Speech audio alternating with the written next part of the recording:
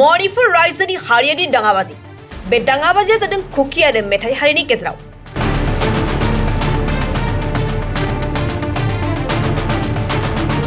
बे रायजोआव मा थासारि सोलिगासिनो बेखौ मेगननि नोजोरावनो बयबो नुगासिनो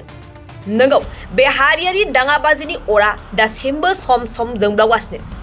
सोर बेसेबां खहा जादों जायाखै नाथाय मणिपुर रायजोआनो फारसेनिफ्रायनो खहा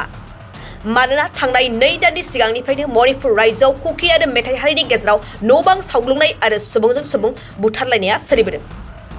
नाथाय दासिमबो गोजोन थासारि फैफिनाखै बे रायजोआव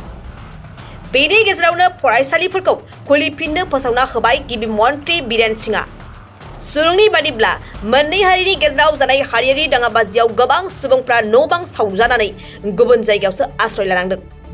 जर'खायै थांनाय 2 दाननिफ्रायनो मणिपुराव फरायसालिया बन्द जानानै दं बेखौ लानानै मणिपुरनि गिबि मन्त्रि बीरेन सिंहआ फोसावना होदोंदि रायजोआव गाबोन 5 जुलाइनिफ्राय फरायसालिफोरा खुलिफिनसिगोन बबेखानि रैखाथि राहानि गेजेरजों फरायसाफोरा गाव गावनि फरायसालियाव थांनो हागोन होननानै गिबि मन्त्रिया फोसावना होदों नाथाय बे जोंफुनाय अरनि गेजेराव फरायसाफोरनि सोलोंथाइ लानाया बेसेबां रैखाथि गोनां जागोन बेखौ फैगौ समासो फोरमायगोन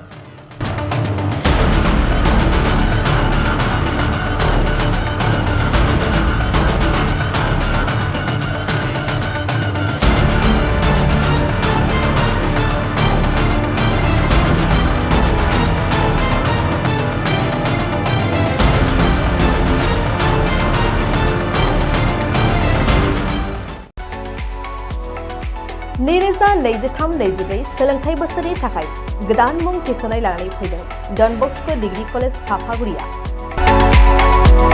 देग्लायनिफ्राय डन बस्क' डिग्री कलेज साफागुरियाव बेचलर अफ आर्ट्स एबा